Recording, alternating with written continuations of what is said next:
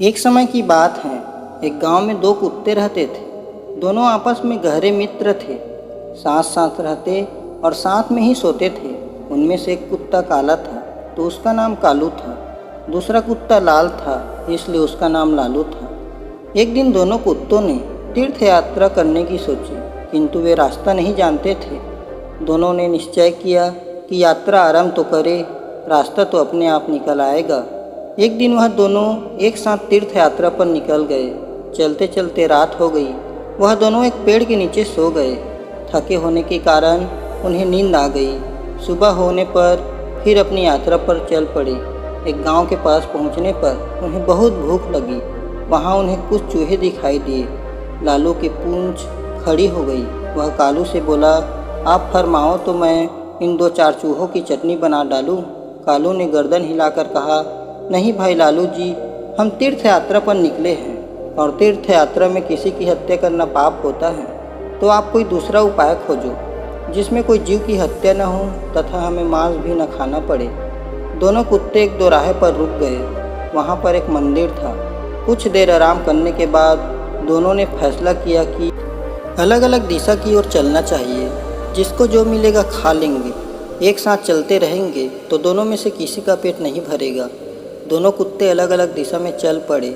चलने से पहले उन्होंने तय कर लिया कि वे वापस आकर इसी स्थान पर मिलेंगे। लालू कुत्ता चलते चलते एक गांव में पहुंचा। गांव में एक ब्राह्मण रहता था। वह पूजा पाठ करके भोजन करने जा ही रहा था। उसकी पत्नी ने उसके लिए थाल सजा कर रखा था। ब्राह्मण ने भोजन को भोग लगाया ही था कि लालू कुत्ते ने झड़ से उसकी थाली में मुँह डाल दिया तथा एक पूड़ी उठाकर भागा। ब्राह्मण ने हरे राम कहा तथा हाथ धोकर उड़ गया। उसने अपनी पत्नी से कहा, यह बहुत भूखा है, सो आप यह थाली इन्हीं ही खिला दीजिए। ब्राह्मण की पत्नी गुस्से से बोली, आप यह क्या कह रहे हैं? इस कुत्ते को यह थाली आप ही खाइए ना। इसमें कितने चोखे चोखे पकवान हैं, खीर पूड़ियाँ हैं, 2 तरह की सब्जी हैं। ब्राह्मण दया भाव से बोला, तुम ठीक कहती हो, पर यह भी बहुत भूखा है। आप तो यह थाली इन्हीं ही दे दो। सोच लो कि इनके ही भाग्य में लिखा था। इसके पश्चात ब्राह्मण ने लालू कुत्ते को खूब पेट भर भोजन करवाया। लालू कुत्ते ने उसे खूब दुआएं दी। उधर कालू कुत्ता एक किसान के यहाँ पहुँचा। किसान अपने खेत में काम कर रहा था। उसकी पत्नी थाल रख कर गई थी। थाल में बाजरे की रोटियां था। खेत का काम पूरा करके वह थाल खोलकर खाना खाने को तैयार हुआ ही था कि कालू ने तुरंत ही उसके भोजन में मुँह डाला तथा थोड़ी सी रोटी का टुकड़ा तोड़कर भागा। किसान एकदम गुस्से से भर उठा। उसकी आंखें अंगारों के समान लाल हो गई।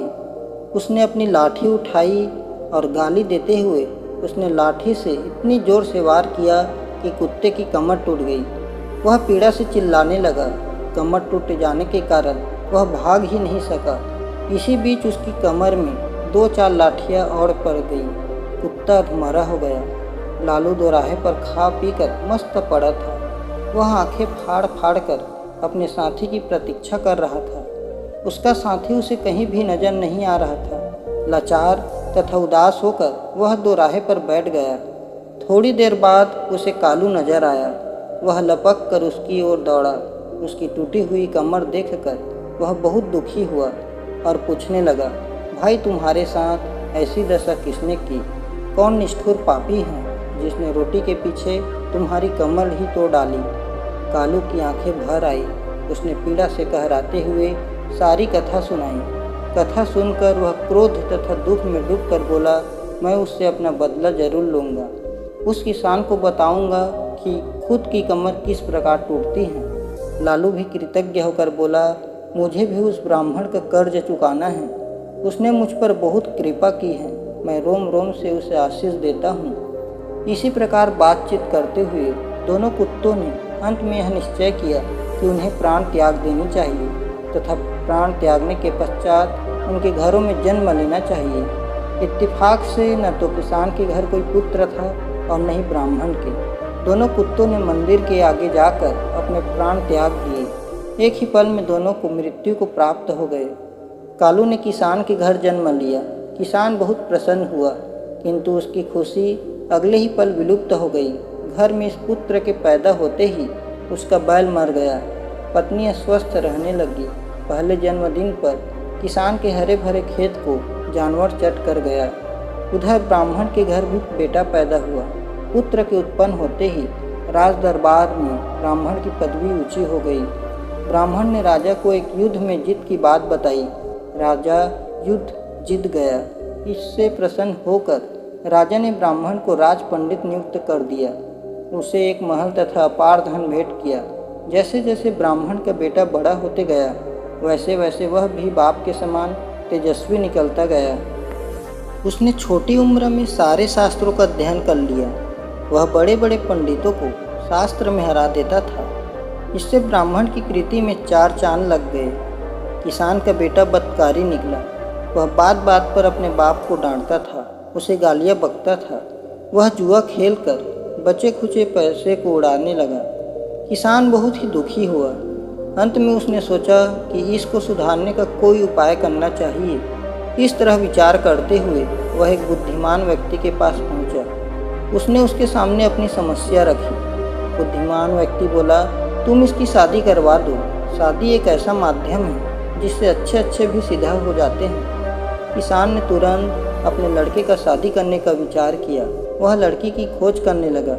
उधर ब्राह्मण का विचार भी अपने बेटे की शादी करने को हुआ। एक सुकन्या से उसका विवाह हो गया। उसके बेटे की पत्नी भी सुशिक्षित थी। उसने आते ही घर को स्वर्ग बना दिया। घर में धन धान्य पहले से ही था, किंतु अब घर में तरह तरह की खुशियाँ आने लग गया, जिससे घर स्वर्ग के समान हो गया। किसान ने भी अपने पुत्र का विवाह कर दिया। शादी के अगले दिन ही उसका बेटा अचानक चल बसा।